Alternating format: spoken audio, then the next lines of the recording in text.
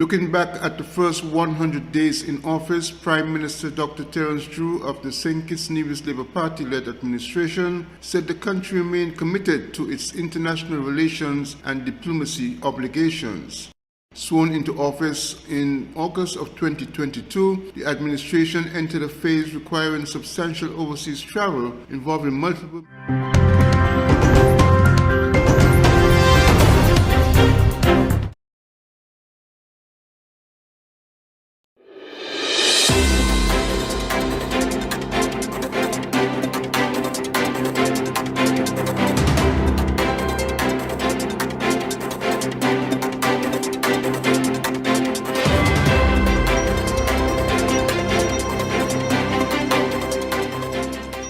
Looking back at the first 100 days in office, Prime Minister Dr. Terence Drew of the St. Kitts Nevis Labour Party-led administration said the country remained committed to its international relations and diplomacy obligations.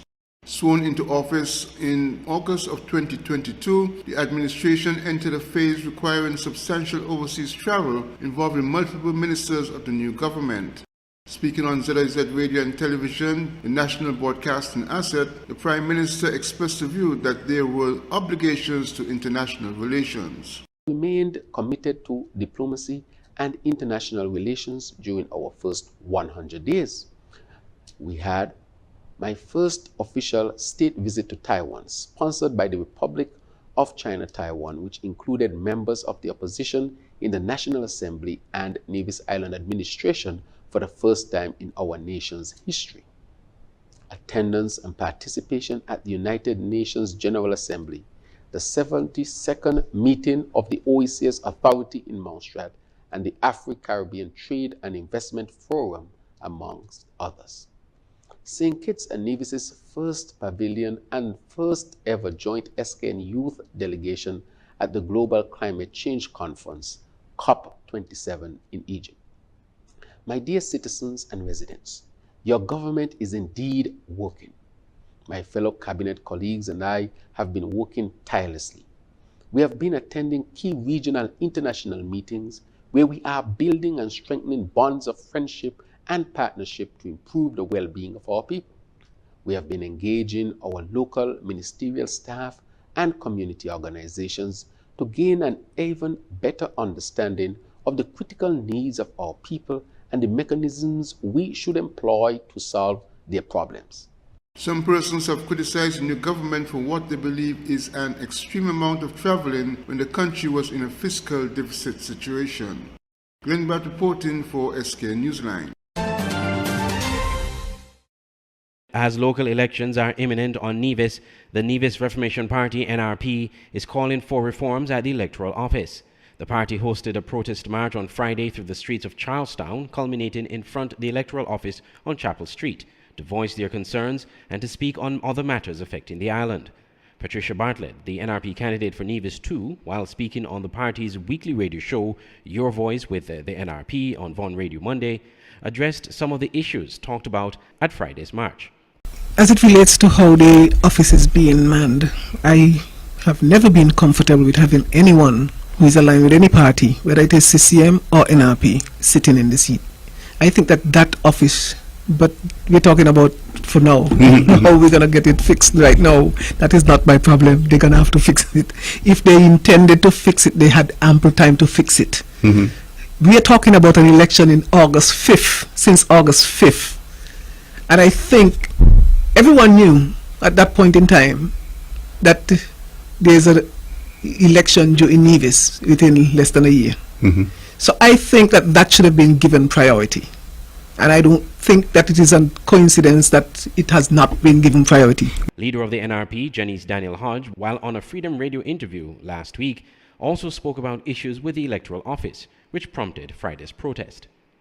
We know that there are some discrepancies there with regards to the persons who are voting on election day and their registration status, so to speak. And so the electoral office is really an area of serious concern for us. We do recognize that a new supervisor of elections has been appointed, And so we do expect that there would be some improvement in the way that the electoral office is, handled its affairs, and we do expect that there would be more parity with regards to the service provided to persons with regards to how they are perceived.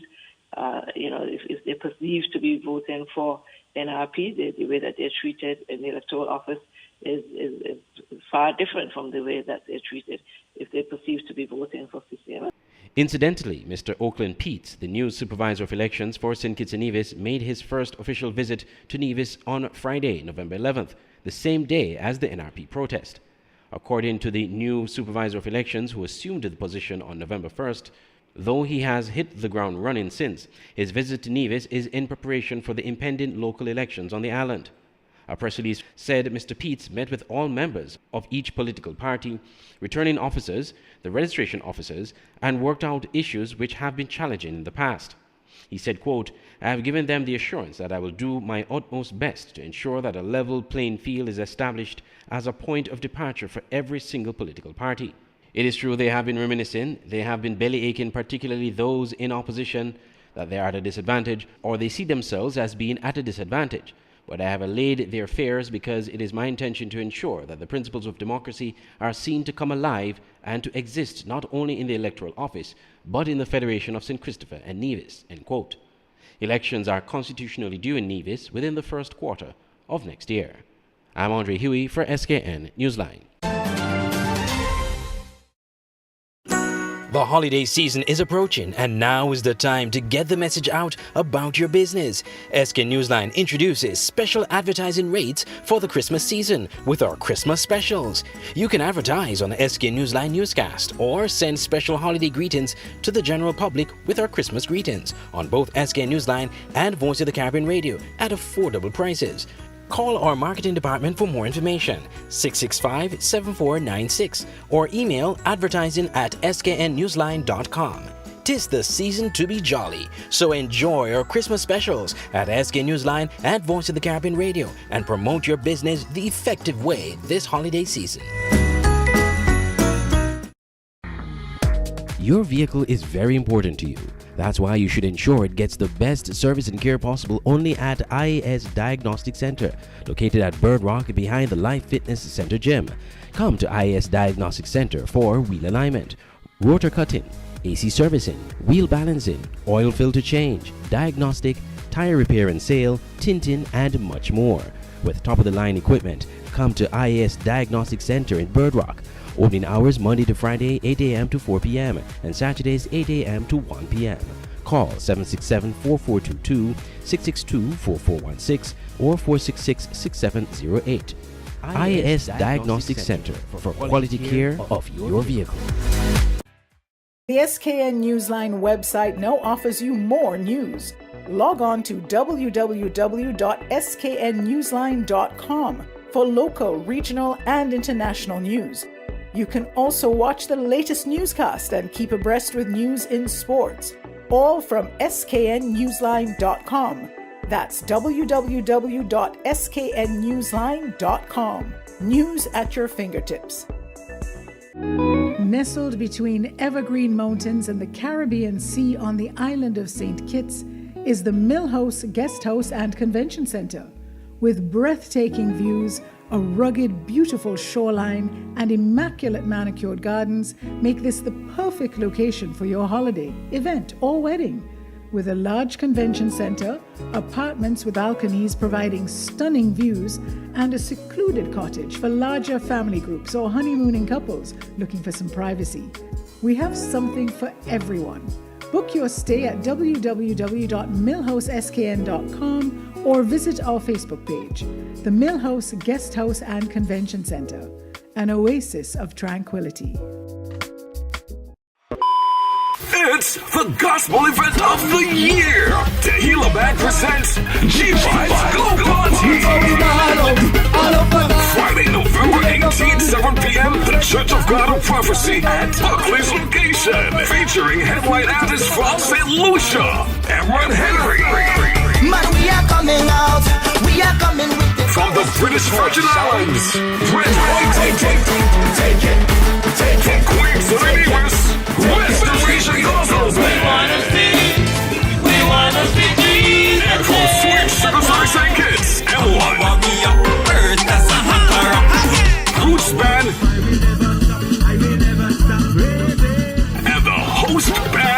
Tequila.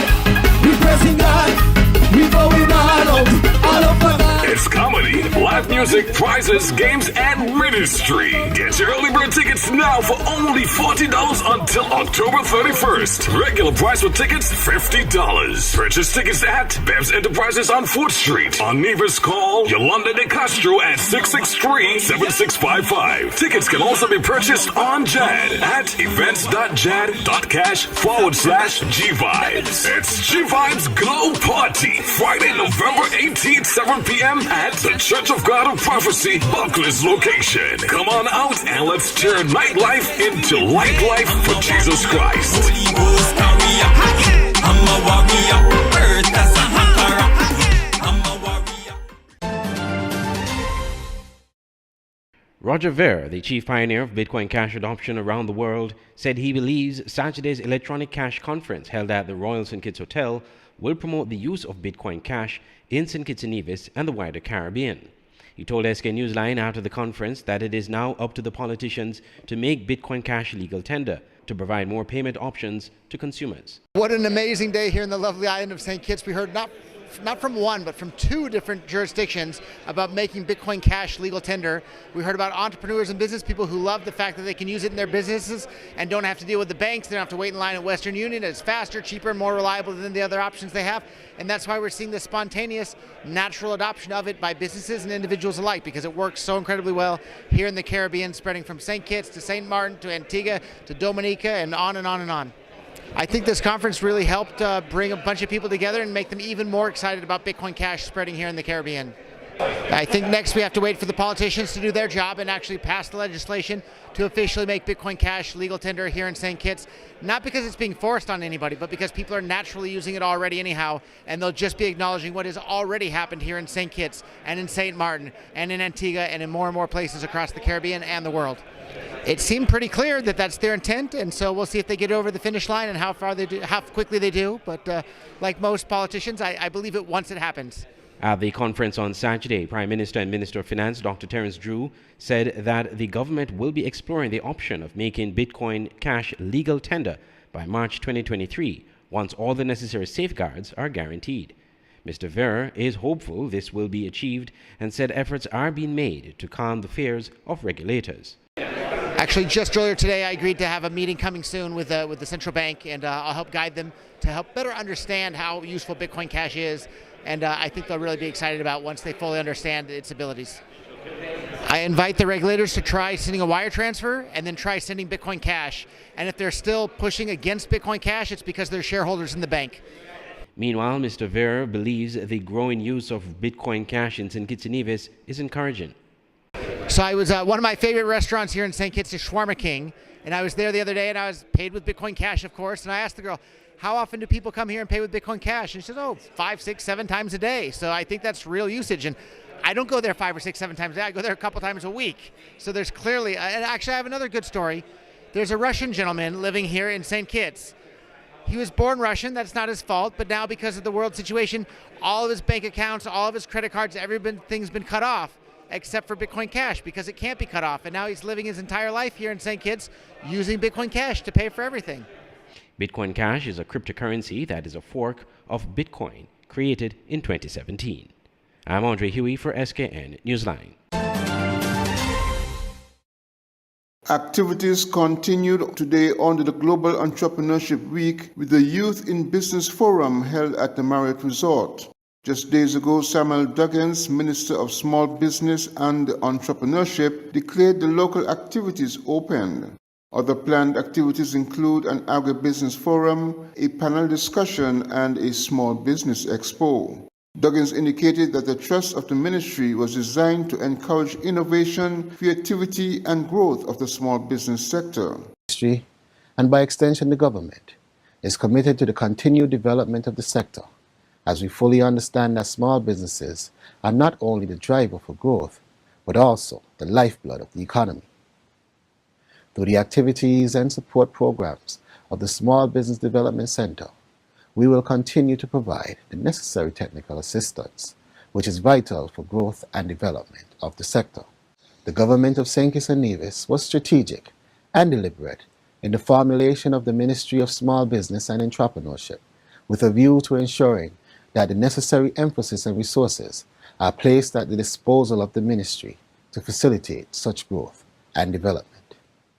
As such, therefore, it is indeed a tremendous honor for me to invite you to join us in our week-long celebration of our entrepreneurs, as we urge you to participate, whether physically or virtually, in the activities scheduled for the period November 14th to 18th, 2022. Several ministers of government interacted with the participants at the Youth Forum, including the country's Prime Minister. Glenn Bart reporting for SK Newsline. The holiday season is approaching, and now is the time to get the message out about your business. SK Newsline introduces special advertising rates for the Christmas season with our Christmas specials. You can advertise on the SK Newsline Newscast or send special holiday greetings to the general public with our Christmas greetings on both SK Newsline and Voice of the Caribbean Radio at affordable prices. Call our marketing department for more information, 665-7496, or email advertising@sknnewsline.com. 'Tis the season to be jolly, so enjoy our Christmas specials at SK Newsline and Voice of the Caribbean Radio and promote your business the effective way this holiday season. Your vehicle is very important to you. That's why you should ensure it gets the best service and care possible only at IAS Diagnostic Center, located at Bird Rock behind the Life Fitness Center gym. Come to IAS Diagnostic Center for wheel alignment, rotor cutting, AC servicing, wheel balancing, oil filter change, diagnostic, tire repair and sale, tinting, and much more. With top-of-the-line equipment, come to IAS Diagnostic Center in Bird Rock.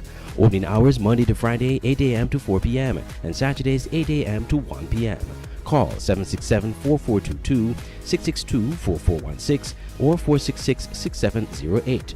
IAS Diagnostic Center for quality care of your vehicle. Online radio has never been this great. It's Voice of the Caribbean Radio at voiceofthecaribbean.net. Tune into Voice of the Caribbean Radio for great Caribbean programs, news, entertainment, sports, and current affairs. Wake up each morning and be inspired with One Day at a Time with Kim Huey. Stay abreast with news across the Caribbean and internationally with the Caribbean News Hour, and be entertained with shows like Reggaeville, Caribbean Classics, and Jive Music Show. Visit our website, download our Android mobile app, or listen us on TuneIn Radio. There is so much more on Voice of the Caribbean Radio, reaching the Caribbean and beyond. Check website or app for program schedule. Auto Plus Car Wash, located on the College Street Gut, Bastille, St. Kitts. Bring your car to Auto Plus Car Wash to remove water stains, wiper marks. Get your doors, roof panel cleaned, seat floor mats, buffing, headlights, and engine wash. You get quality service at the best price at Auto Plus Car Wash. They really care for your car. Call 765-5140 or visit them on the College Street Gut, Bastille, St. Kitts. Auto Plus Car Wash, where the service is number one. If you're looking for a place to host that special event, conference, meeting, social event, party, whatever the occasion, your best option is the Millhouse Convention Center, Palmetto Point, St. Kitts. Located on the picturesque Garvey's Estate, the Millhouse Guesthouse Convention Center has enough space for outdoor events overlooking the Caribbean Sea. If you're looking indoors, the center is equipped with amenities needed to make your event a success. And by combining both spaces, you're sure to have a memorable event, no matter the occasion. Call the offices at Millhouse Guesthouse and Convention Center to book your next event on simply the most beautiful place in St. Kitts. Call 668-1392. Millhouse Convention Center at Garvey's Estate, Palmetto Point, St. Kitts. Making your event memorable.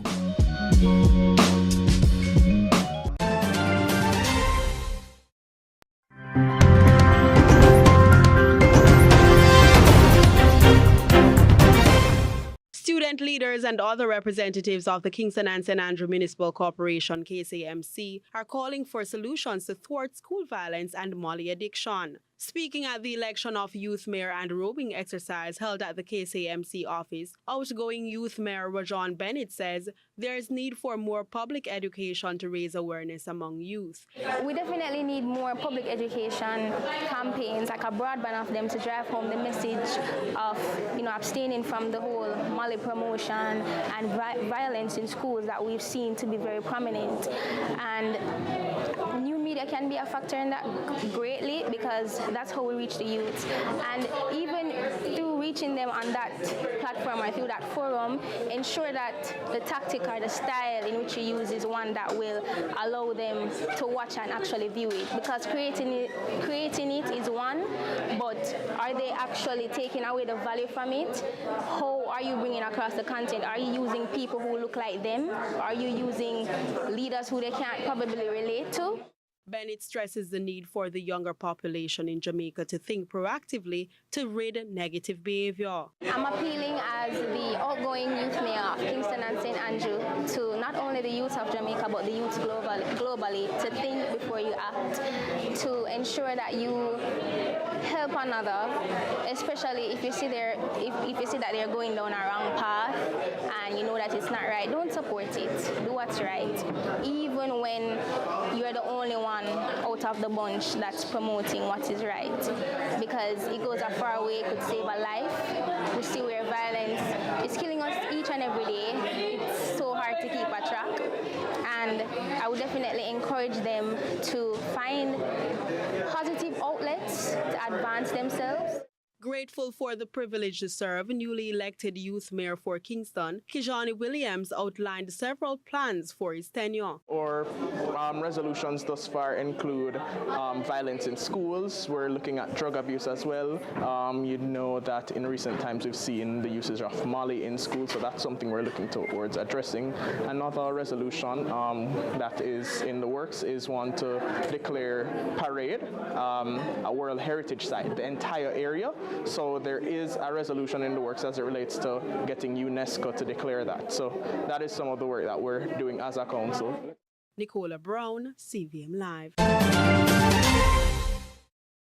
Keynote speaker for the launch of a situation report and action plan on media and information literacy and disinformation in the Caribbean, Julius Gittens, noted that media in the Caribbean, including Grenada, are facing a battle for relevance. More and more of our audiences seem to be declaring with increasingly strident tones, amounting to outright boasting, that they don't watch the television, they listen to the radio. Gittens, highlighting the need to reinforce the values of public service media in the strengthening of democracy and their contributions, impressed its importance to cultural entrepreneurship and the creative industry. To put it plainly, public service media trade in facts, seek the truth, try to explain and understand rather than merely expose and exploit. And those values and this work have become more relevant, not less relevant, more valuable, not less valuable, more necessary now than ever before in this era of information wars and rumors of information wars. The independent media and communication specialist believes that Caribbean media have been flying blind since the advent of the smartphone. And yet it is also a fact, is it not, that radio and television appear to be entering a new golden age through some of that same technology. The platform by which increasing numbers of people receive the signals may be changing, but the demand for content appears unabated. And yet, as recently as 3 weeks ago, a Caribbean leader declared the death of broadcasting and the birth of narrowcasting. The veteran broadcaster says Caribbean media's relevance is under threat as politicians discovered a digital tool for the preservation and gaining of political power. Despite their original intentions to model national radio and television stations on the BBC, Caribbean leaders have moved swiftly to co-opt broadcasting for far more narrow sectional interests. Instead of using the airwaves to educate, inform, and entertain, as public broadcasting set out to do for the last 100 years, in the Caribbean, it has been forced to proselytize, propagandize, and anesthetize. It is perhaps because so many of our people have become inured to this corrupting of public service media, both without and within, that many are reportedly moving away from these traditional sources of news and current affairs. The birth of social media getting ads has led to masses of information being poured into the vacuum of trust, with Caribbean media finding it difficult to follow. But the population's appetite for credible news, ethically generated, outstrips the capacity of our media to supply. Unable to successfully monetize these new platforms amid declining advertising revenue, because unlike elsewhere in the Commonwealth, Caribbean public broadcasters have rarely received discrete public funding, certainly not without political strings attached. And despite the widespread public perception that our public service media are fed a steady diet of taxpayers' dollars, actually our newsrooms, both in the public and the private sector, have been decimated, as managers see the journalist and the program maker as the most expendable resource. He told his colleagues that in this current era, a rise in a lack of trust in news media and a rise in untrustworthy media have been witnessed. Citing examples, the independent media and communication specialist impressed that while news media is being regulated by law, ethics, and morality in restricting the publication of graphic details or giving intimate details of a case, social media does not have such restrictions. What then should be the response of our media policymakers, both within and without the media industry? In my view, the antidote to this poison is not only obvious, but unavoidable. The only way, as far as I can see, out of this morass of the incredulous and the incredible, is that we must first begin with the source. And in this case, I refer to the end user, our audiences. There needs to be an effort undertaken as never before to educate our audiences in media literacy. The education effort must not only be formal, but informal. Formally, where our education systems embark on media literacy programs from primary through to post-secondary, we in the media informally need to do what we have seldom, if ever, done. Teach our people how to consume media and ultimately to contribute more meaningfully, perhaps even democratically, to media production. I am Gerard Joseph for GBN News.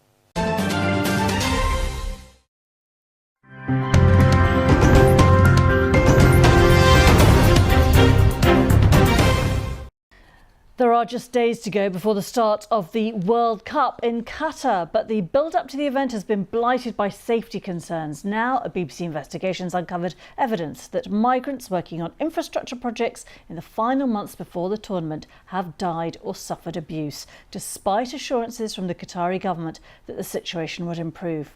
Our South Asia correspondent, Rajini Vaidyanathan, sent this report. The district of Dhanusha is in Nepal's southeast. A remote and rural landscape. Here, almost everyone relies on agriculture to make a living. In the years since the World Cup was awarded to Qatar, hundreds of thousands of young men have left this district to find work there. Anil's uncle was one of those who went, but he recently died in a workplace accident in Qatar. Many Nepalese go to Qatar as labourers, even after studying things like computer science. There they are suffering. My uncle also went there as a labourer. If he had known this could have happened, he would never have gone. Bildu Mandal feels the same. 4 years ago, his son left for a job in Qatar, sending whatever he earned back to his family. Last month, they received a call from one of his friends in the Gulf. Sitesh had been killed underground while working on an infrastructure project, as Doha readies itself for the World Cup. We got a call from our family friend in Qatar who told us Sitesh had died while working. We haven't received any compensation. We just got the dead body and nothing else. We contacted the company Sitesh worked for, but they didn't respond. It's not just from here in Nepal. Across South Asia, hundreds of thousands of people have left for work in Qatar. World Cup infrastructure projects have created many more jobs for them to go to, but have also led to more stories of poor working conditions and lax safety measures. Qatar's government says its efforts have led to significant improvements in standards and that it remains committed to the health, safety and dignity of everyone working on its projects. Satish Vilagasaram worked in Qatar in 2016 on a construction project linked to the World Cup. But within weeks, he was badly injured in a workplace accident. Now, he's unable to walk without a stick.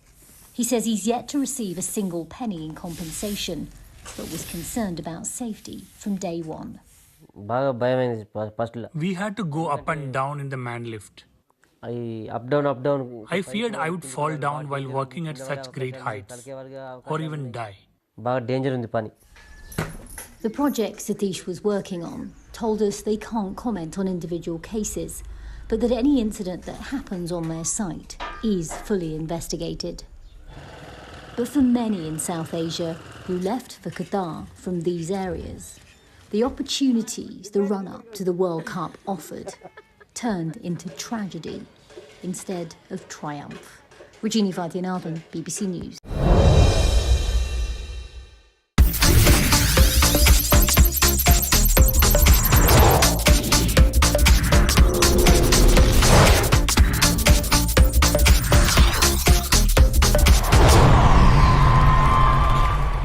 A huge crowd showed up to witness the semi-final encounters in the primary schools football tournament on Wednesday evening.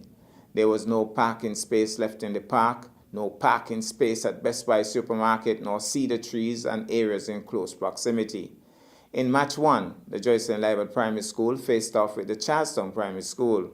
Not long into the first half, Kashim Taylor peeled off a stunning right booter from long range that left the JLPS goalie stranded. Charlestown Primary netted once again just before halftime. At 2-0, it looked like a foregone conclusion.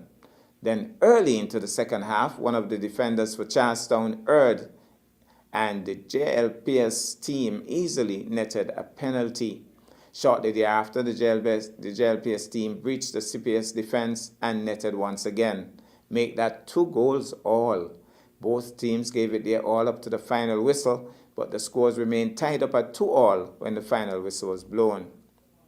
The players were then ordered to the penalty spot, and Charlestown Primary came away the victors with a scoreline of 4-2, and thus securing a spot in the finals. The player of the match, Kashim Taylor. Game 2 saw the St. Thomas's Primary School coming up against the St. James's Primary School. Many persons were predicting an easy walkover for the St. Thomas's Primary School, but to the shock of many, St. James's scored first and then scored again. St. Thomas's netted 1 and St. James's put in another. St. Thomas's found the back of the net and made it 3-2. Then St. James's virtually put the issue beyond doubt by netting a 4th goal. When the final whistle was blown by referee Malcolm Ramsey, St. James's had won with a scoreline of 4-2 and securing a comprehensive berth into the finals.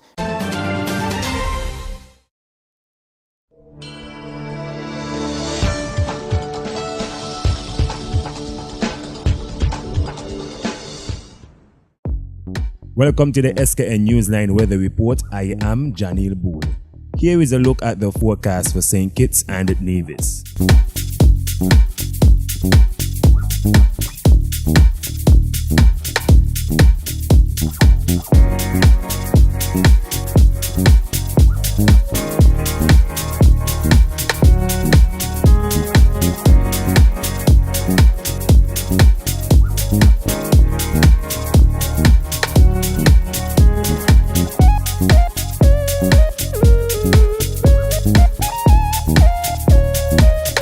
For a more detailed weather report, visit our website at www.sknnewsline.com.